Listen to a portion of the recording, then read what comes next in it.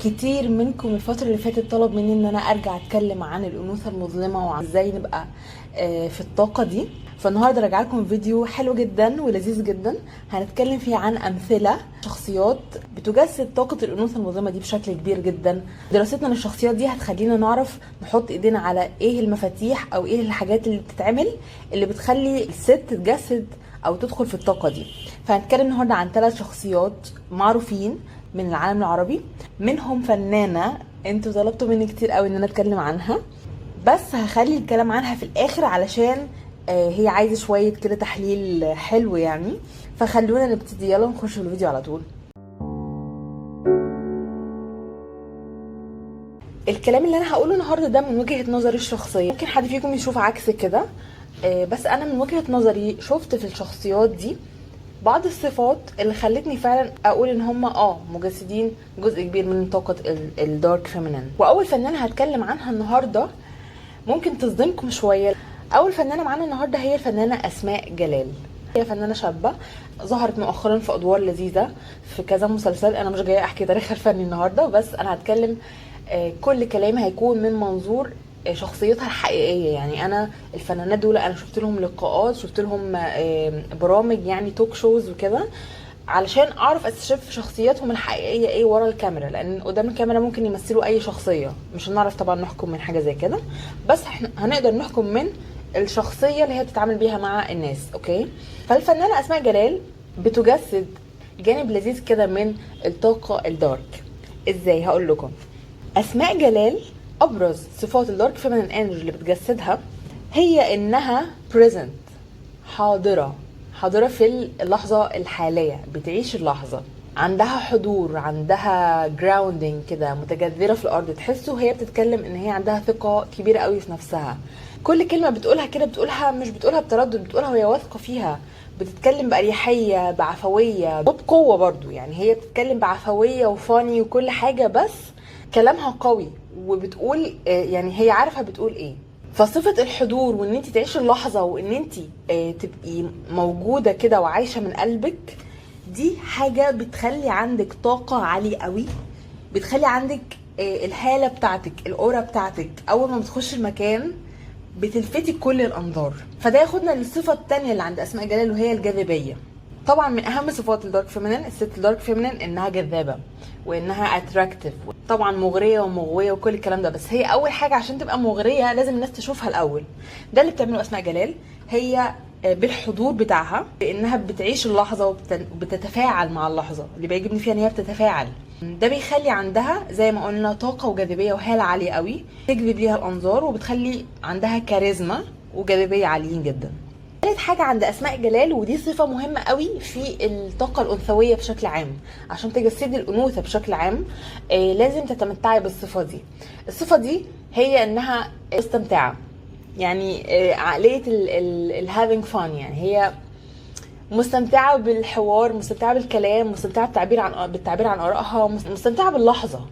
انا بحسها كده مستمتعه باللحظه وعندها طاقه وعايشه كده اللحظه من قلبها. الصفه دي هي الصفه اللي بتخليكي سهل انك تجذبي الحاجات ليكي. الاستمتاع باللحظه وانك تعيشي اللحظه وتبقي كده يعني ماشيه مع الفلو، زي الميه كده ماشيه مع التيار. الميه لما بتحطيها في كونتينر او في اناء بتاخد شكل الكونتينر ده، فلكسبيليتي ومرونه وفلو كده، يعني كل حاجه ماشيه كده بايه، بسلاسه.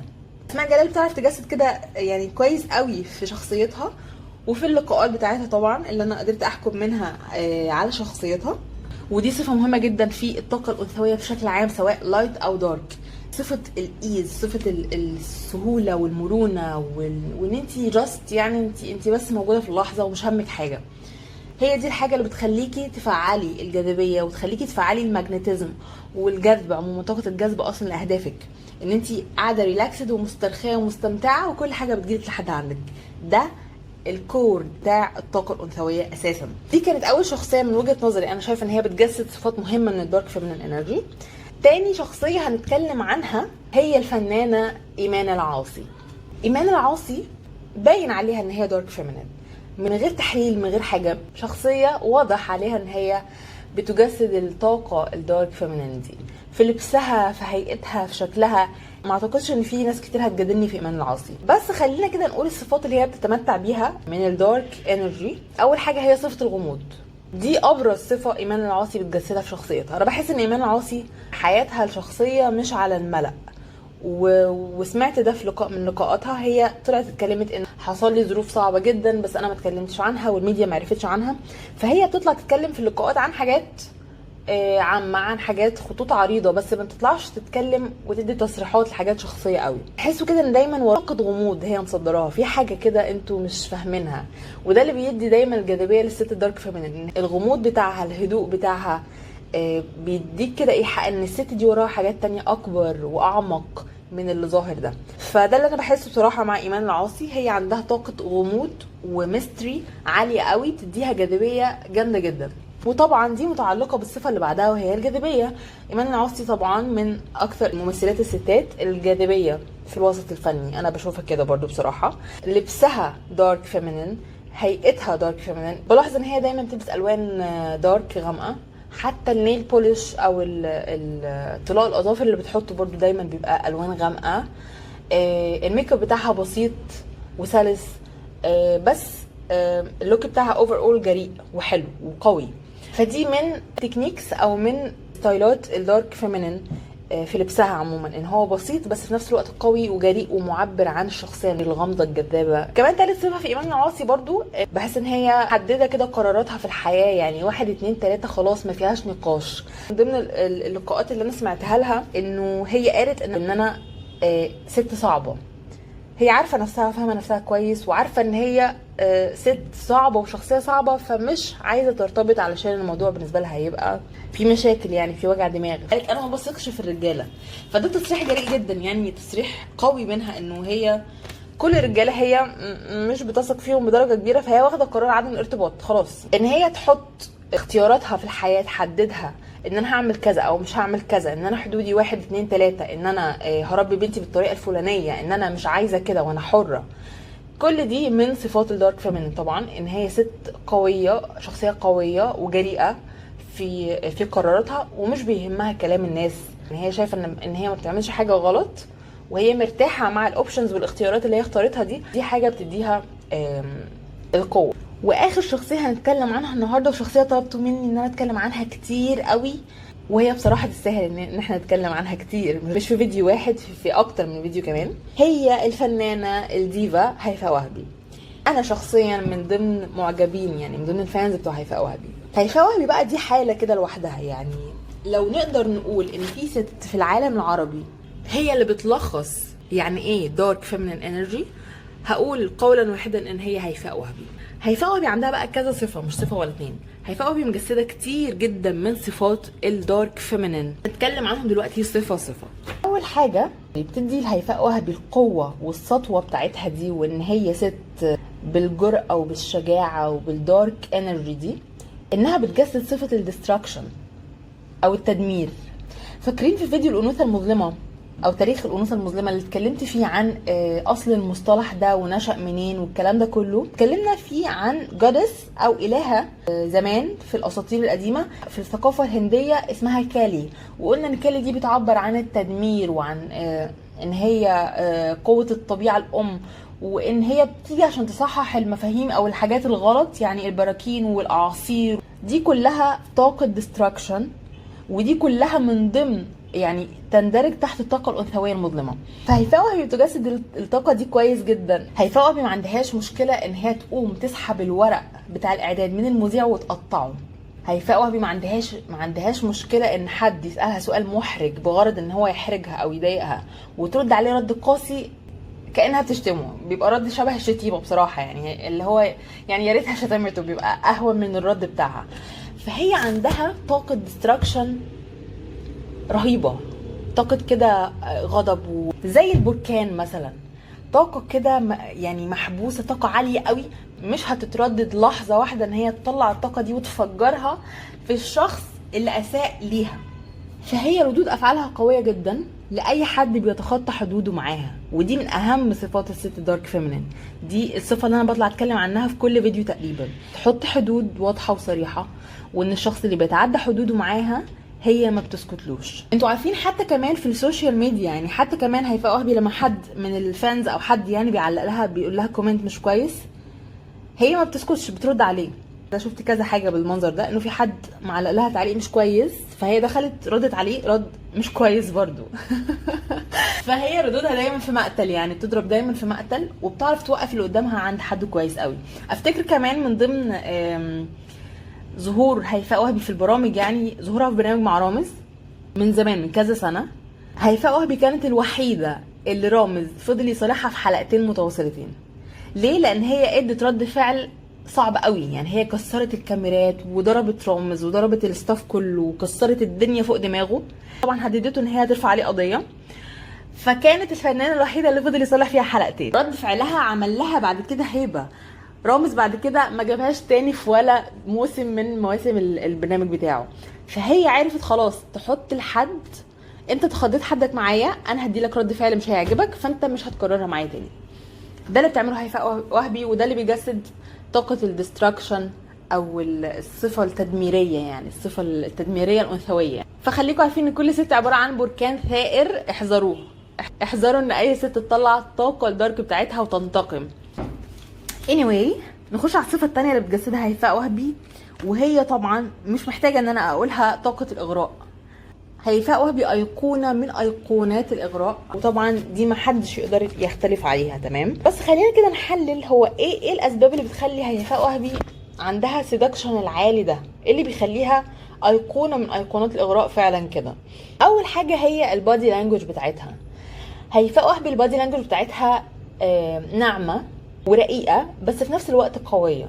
يعني هي مش ناعمه ان هي ضعيفه يعني ومكسوره الجناح وكده، لا طبعا بتعرف توقف اي حد عند حدوده. فهي مش رقه الضعف، هي رقه وانوثه بس ماشيه في سكه تانية، سكه الاغراء والاغواء والحركات الدارك دي. فهي بادي لانجوج بتاعتها، طريقه قعدتها، طريقه نظراتها، نظرات عينيها مهمه جدا. الميك اب بتاع العين بتبرز بيه عينيها بشكل قوي جدا، بيديلها كده جرأة في النظره، بيديها كده اللي هي نظرتها لوحدها يعني ممكن توقع رجاله. فهي هو ده مبدأ الاغراء، مش محتاجه تبذل مجهود كبير علشان تلفت نظر حد ليها. بالبادي لانجوج الطبيعيه بتاعتها مغريه. انا عارفه ان هي اشتغلت على الموضوع ده كتير، وعارفه انه من زمان برضو لقاءات قديمه ليها هي في نفسها شخصيتها كده اصلا، هي شخصيتها اصلا دلوعه ورقيقه وانثويه في نفسها.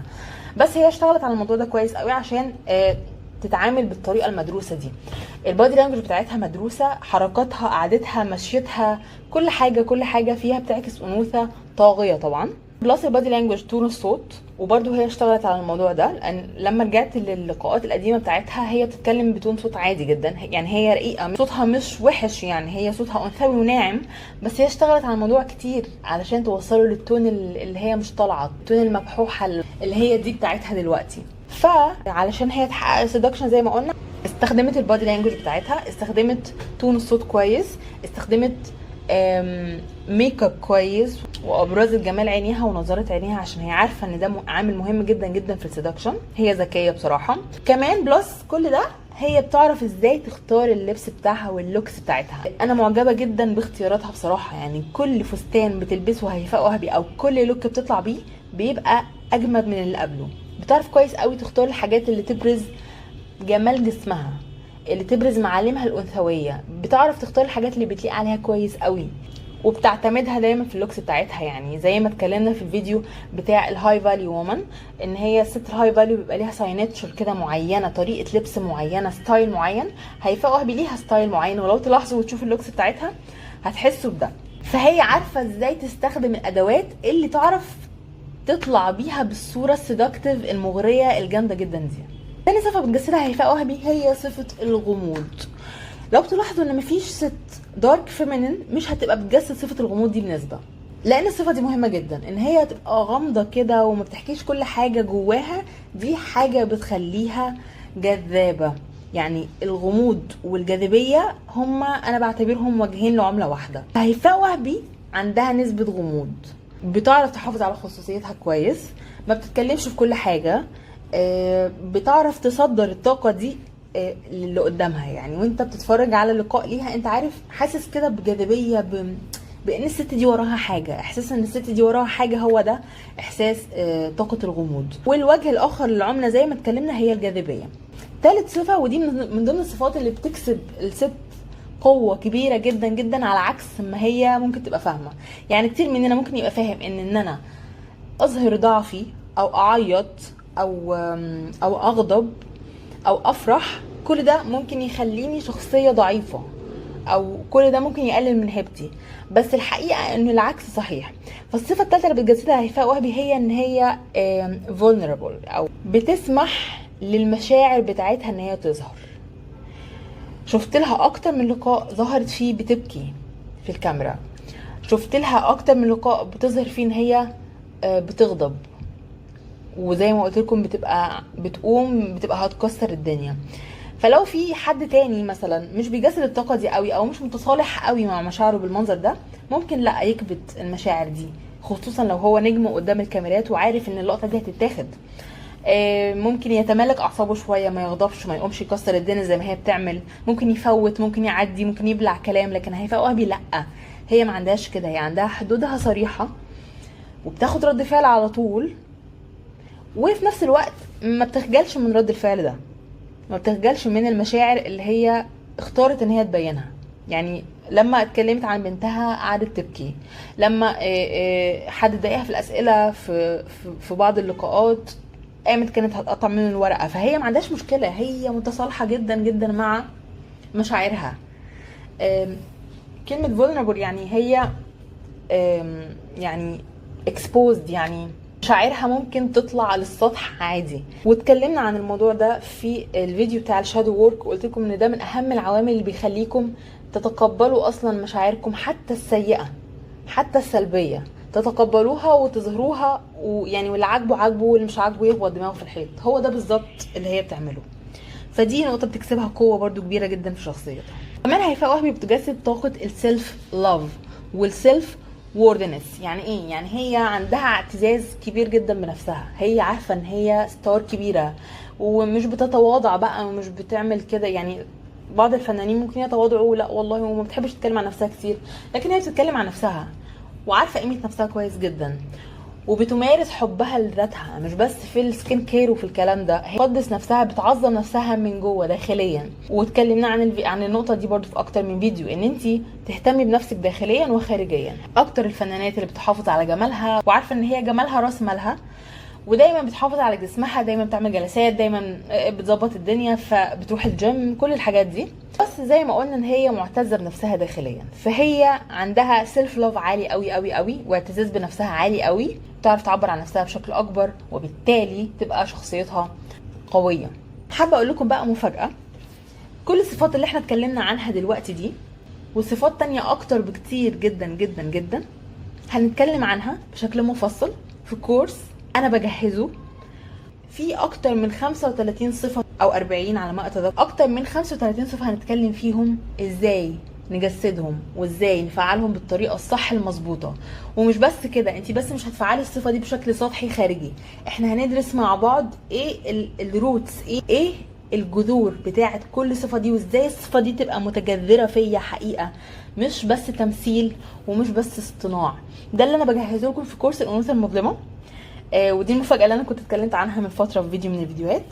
فلو عايزه تكوني من اوائل الناس اللي تعرف اول ما انزل الكورس ده، ادخلي على اللينك اللي هسيبه في الديسكربشن بوكس وسيبي لي ايميلك، وانا هتواصل معاكي في اول فرصه ممكنه ان شاء الله بعد اطلاق الكورس، عشان اعرفك ان هو جاهز للتسجيل دلوقتي. بجد الكورس ده انا حاطه فيه طاقه كبيره جدا جدا، وحاجات فعلا معلومات انا جايباها من كل يعني حد وصوب، يعني مجمعه لكم كوليكشن معلومات ومديتيشنز وتاملات وكتب وكل حاجه ممكن تحتاجيها ان انت تحولي شخصيتك 180 درجه للشخصيه القويه الدارك اللي احنا بنتكلم عنها في كل الفيديوهات دي.